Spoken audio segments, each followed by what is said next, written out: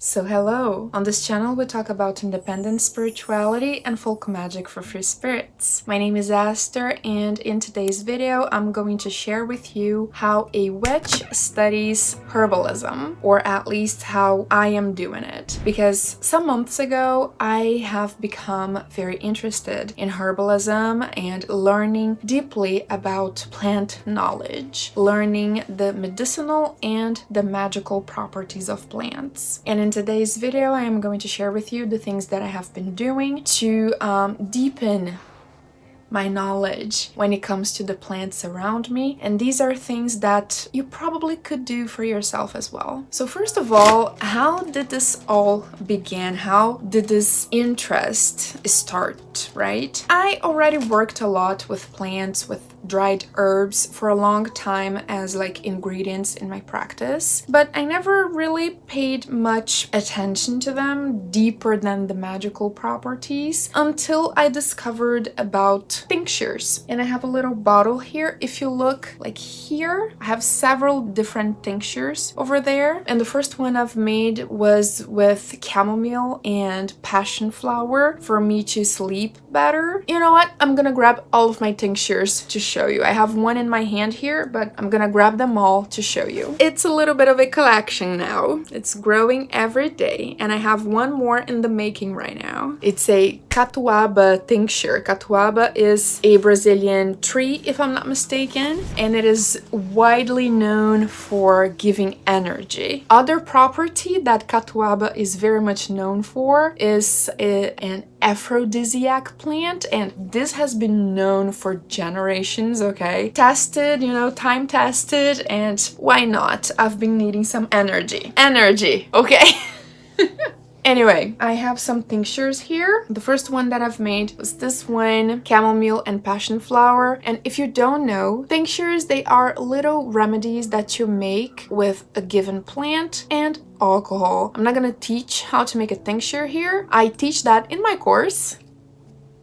But I discovered about this and I became obsessed with the potential of just grabbing something and, intentionally and mindfully, of course, and having that in your favor. And then I also have a tincture of ginger and fennel, which is very good for digestion. I also have a tincture of mugwort, which I have used for meditation, but the taste is complicated. I'm not gonna lie, it is very bitter. I also have this tincture. What is the name again?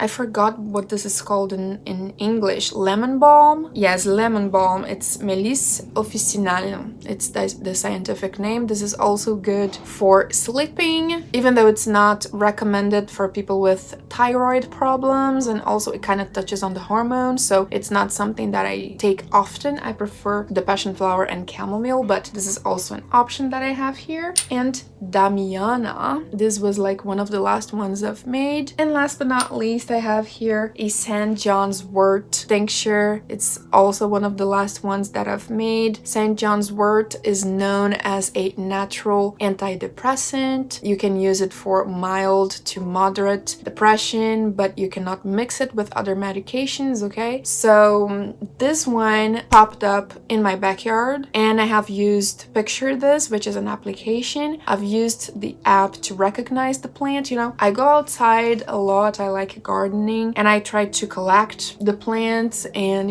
see what's growing outside naturally and see if there's something interesting. And I had already heard about the name St. John's wort, but until then it was a plant I didn't know. So I decided to research a little bit more about it, and I discovered the properties of it, and I fell in love, and plant knowledge has become yet another rabbit hole that I like to dive into. So in order for me to combine the magical aspect and the mundane aspect, because the plants, they have both things. They have the medicinal properties and also the magical properties. So like St. John's wort, for example, you can use it in spells for joy, in spells for mood, to improve things, to lift someone's spirits. It's a positive, fiery, solar plant. I decided to combine the magical and the mundane aspect when studying the herbs, and for that I use an oracle that I have. It's this one, the Hadgewitch Botanical Oracle. This oracle is very nice because it has many plants that grow in the northern hemisphere, and here we have the card of St. John's wort that receives the keyword stabilize. And I think that's very fitting because it's a mood stabilizer, right? So this oracle deck, it comes with a guidebook, and I would go through the book, collect some information, and copy to my plant entries for my grimoire, but also combining it with medicinal properties. And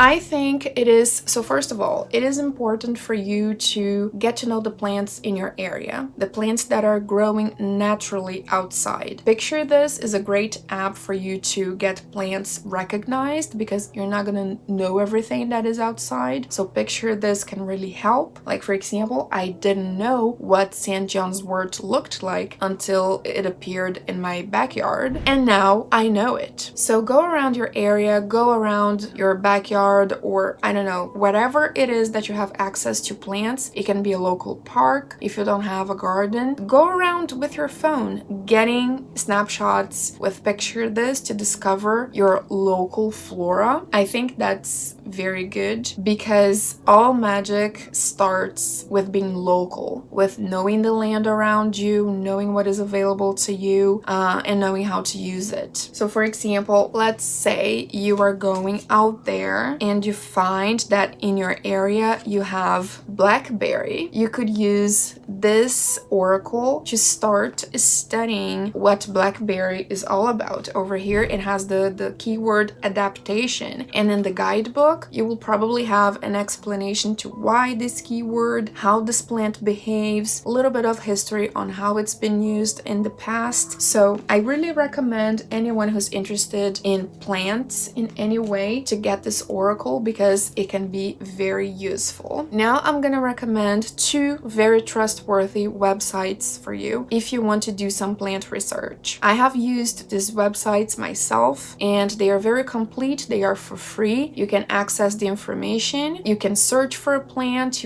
It's really complete stuff and available to everyone. The first website is called Henriette's Herbal, and this is a detailed plant database with monographs, recipes, and materia medica entries. Each profile includes botanical info, traditional uses, energetics, and safety. I would say that this website is ideal for students and practitioners of herbalism. And the other website is Plants for a Future. This is an extensive UK-based database focusing on edible, medicinal, and useful plants in general. And each plant has detailed data on cultivation, climate zones, habitat, herbal uses, and sustainability. It's excellent for permaculture, foraging, or practical gardening, plus herbal uses. I am going to link both these websites in the description down below if you want to take a look, and I do encourage you to use them because the information that they offer is incredible. I do believe that herbalism, knowing how to use plants, knowing how to take the best out of them, is revolutionary. It is a cry for independence in the face of capitalism because, of course,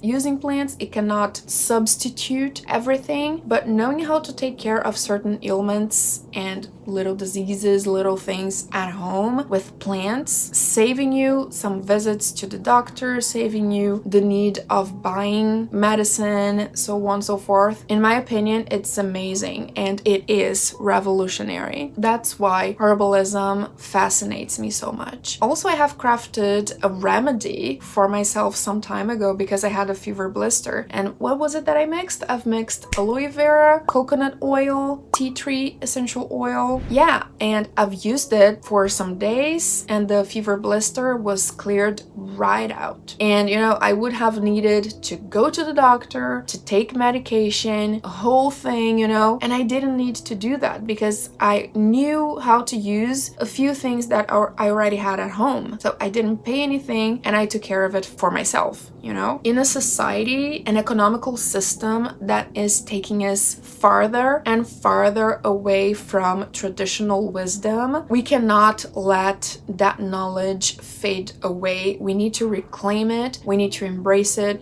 We need to know about it and use it in our favor. The capitalist society only wants us to consume, to buy, to spend money, but we don't need to be doing that all the time. I do believe that the connection of the human being to their environment is revolutionary, and it is freeing, and it is rebellious all at the same time. If you want, maybe I could bring some kind of herbalism kind of content over here to the channel. I don't really know how, but that could be an idea. Let me know in the comments if you would like me to bring that in some kind of format. Maybe you could, I don't know, maybe I could combine kitchen magic with medicinal plants. I don't know. Maybe make little cozy vlogs out of it. I don't know. Let me know in the comments what you think of this idea. But this is a subject that interests me a lot, and I would probably like to bring it over here in a way or another. Now, I have 2 book recommendations for you. If you would like to, you know, get started with herbalism, both on the magical and the mundane aspects of it. For the mundane and medicinal properties, I do recommend this beautiful book, which is the Encyclopedia of Herbal Medicine, 550 Herbs and Remedies for Common Ailments. This is a beautiful book. Let me see if I can show you, with lots of pictures. And really, you can have here the most common plants that you will probably have access to, especially if you live in the northern hemisphere, and how to use them, how to make little remedies with them. And there's some history also of uses of plants in the past, and lots of beautiful pictures. So like here, for example, we have the page for yarrow and sweet flag, and lots of things that you can do with these plants, like the constituents, habitat and cultivation, traditional and current uses, the key actions, some useful pages to go to. This book is really good, really useful. It's the best one for the beginner, in my opinion. And the other book to bring in the magical component, if you are interested in that, is, of course, I think most of you will be like, oh, I already guessed that, the Encyclopedia of Magical Herbs by Scott Cunningham. Over here you can get like this book is a classic, right? Everybody has it. And if you want to get started in getting to know the magical properties of plants, this is a great place to start. And as you are studying and gathering information, you can combine what you find as medicinal properties with the magical properties. So as we were talking about St. John's wort, let's see what this book says about it. So it's here. It says that the gender is masculine, the planet is the sun, which makes sense because this plant flowers in June, which is like right in the middle of summertime. Element fire, which also makes sense. Powers: health, protection, strength, love, divination, and happiness, which all makes sense because of the mood boosting medicinal property that the plant has. And then there's some explanations of magical uses. So it's really nice to cross references and see what different books say about the plants, and then you can create your own files with a little bit of information that you have gathered from many different sources and have your own description. You can also, of course, write your own impressions and your own experience with each plant and make a catalog that is really unique and tailored to your experiences and your needs. Also, as witchcraft practitioners, to get to know the plants on that deeper level really allows us to create a relationship relationship with them, to get to know them. Like planting a seed is like taking care of a baby and watching it be born, watch it grow, watch it become an individual, and taking care of it, aiding it as they go and grow. It is a great way